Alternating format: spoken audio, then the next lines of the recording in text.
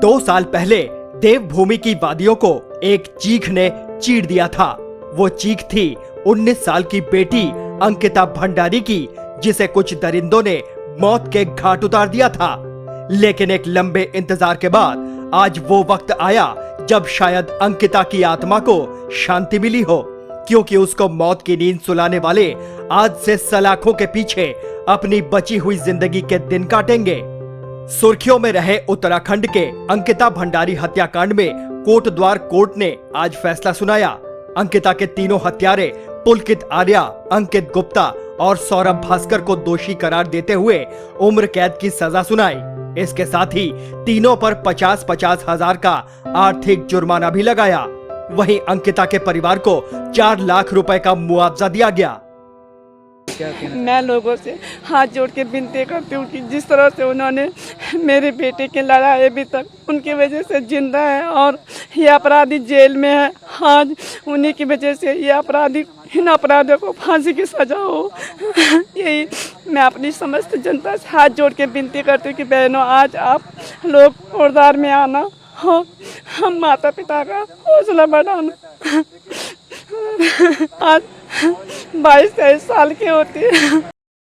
अब आपको सिलसिलेवार तरीके से बताते हैं कि आखिर कब, कहां, कैसे अंकिता मौत के मुंह में पहुंच गई और कैसे एक लंबी लड़ाई के बाद देवभूमि के बेटी को इंसाफ मिला। 19 साल की अंकिता भंडारी उत्तराखंड के पौड़ी जिले के यमकेश्वर की रहने वाली थी। 28 अगस्त 2022 को अंकिता ने ऋषिकेश के यमकेश्वर ब्लॉक स्थित वंतरा रिजॉर्ट में रिसेप्शनिस्ट के तौर पर काम करना शुरू किया। 18 सितंबर 2022 को वो दिन था जिस दिन अंकिता का रिजॉर्ट के मालिक पुलकित आर्य से विवाद हुआ। अंकिता गरीब परिवार से थी, लेकिन उसने गलत काम की जगह खुददारी चुनी और यही बात आरोपित रईसजादों को नागवार गुजरी, जिसके बाद अंकिता 18 सितंबर को संदिग्ध हालत में गायब हो गई। मामला इसलिए भी बड़ा था क्योंकि घटना का मुख्य आरोपित पुलकित आर्या बीजेपी नेता विनोद आर्या का बेटा था। पुलकित पर कई केस दर्ज हैं, लेकिन इस मामले से पहले उसे कभी भी गिरफ्तार नहीं किया गया।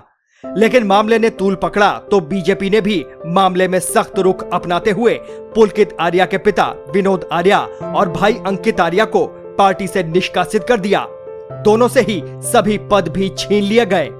19 से 22 सितंबर 2022 के बीच अंकिता के गायब होने के बाद परिवार ने कई पुलिस थानों में शिकायत दर्ज कराने की कोशिश की, लेकिन एफआईआर दर्ज नहीं हो पा रही थी।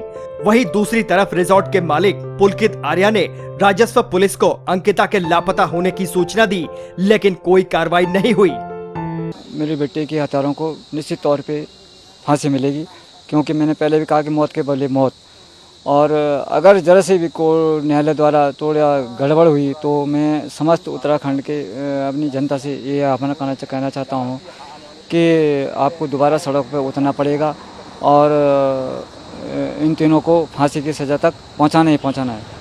अगले दिन 20 सितंबर को मृतका के पिता पटवारी चौकी पहुंचे, जहां पुलकित आर्या भी मौजूद था। 20 सितंबर को ही राजस्व पुलिस ने मामला दर्ज किया। 22 सितंबर को सिविल पुलिस को मामले की जांच सौंपी गई और मुकदमा दर्ज किया गया। तब मामले की जांच शुरू हुई और मृतका के साथ हुई ज्यादती का काला सच सामने आया। आरोपियों की निशानदेही पर 23 सितंबर को पुलिस ने मृतका को चीला नहर में तलाशना शुरू किया। 24 सितंबर 2022 को अंकिता का शव चीला नहर से बरामद हुआ। इसके बाद पुलिस ने इस मामले में रिजॉर्ट के मालिक पुलकित आर्या और उसके 2 साथी सौरभ भास्कर और अंकित गुप्ता को गिरफ्तार कर लिया और मामले की छानबीन शुरू कर दी। अक्टूबर 2022 को उत्तराखंड सरकार ने मामले की जांच के लिए विशेष जांच दल का गठन किया, जिसके बाद आरोपियों पर गैंगस्टर एक्ट के तहत भी केस दर्ज किया गया। पहाड़ की बेटी, पहाड़ की बहन,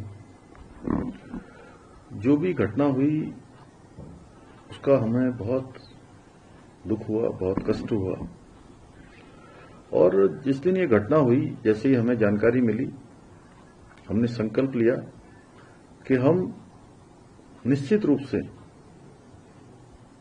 हमारी पहाड़ की बेटी को, पहाड़ की बहन को न्याय दिलाएंगे। और जानकारी होते ही तत्काल हमने सभी जितने भी हमारी जांच करने वाली एजेंसियां थी, पुलिस विभाग था, सभी को निर्देश दिए कि तत्काल इनकी गिरफ्तारी होनी चाहिए। जितने भी आरोपी हैं उनकी तत्काल गिरफ्तारी हुई। दिसंबर 2022 को एसआईटी ने 500 पत्रों की चार्जशीट दाखिल की, जिसमें 97 गवाहों के बयान शामिल थे। एसआईटी ने पुलकित आर्य पर हत्या, छेड़छाड़ और अनैतिक तस्करी के आरोप लगाए। 30 जनवरी 2023 को मामले की पहली सुनवाई हुई, जिसके बाद पक्ष और विपक्ष की ओर से दलीलों का सिलसिला शुरू हुआ। 28 मार्च 2023 से प्रोसिक्यूटर की गवाही शुरू हुई। मई 2023 को अंकिता के माता-पिता और कुछ सामाजिक कार्यकर्ताओं ने आरोप लगाया कि अंकिता की हत्या से पहले उसके साथ बलात्कार किया गया था। इस मामले को लेकर समय समय पर सामाजिक कार्यकर्ताओं और राजनीतिक दलों ने भी विरोध जताया। करीब 2 साल 8 महीने चली सुनवाई के दौरान प्रोसिक्यूटर ने 97 लोगों को गवाह बनाया, जिनमें से 47 गवाहों को कोर्ट में पेश किया गया।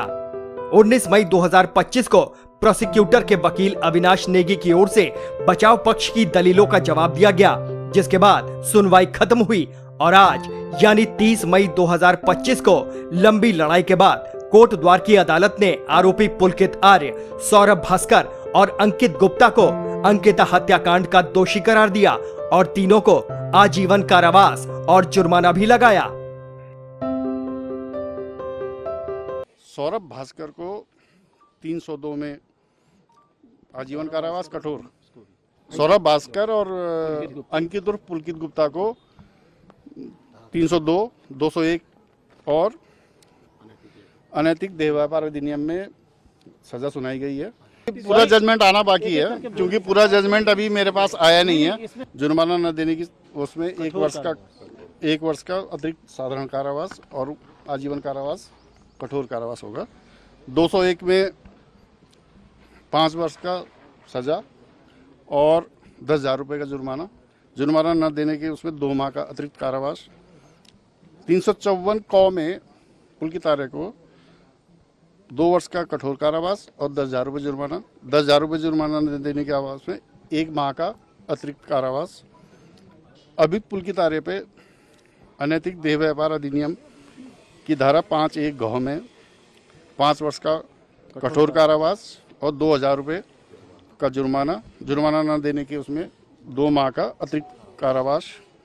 इतने संघर्ष और लंबी जंग के बाद भले ही आरोपियों को सजा मिल गई हो, लेकिन अदालत के इस फैसले से न तो अंकिता की मां खुश दिखी और न ही पिता संतुष्ट नजर आए।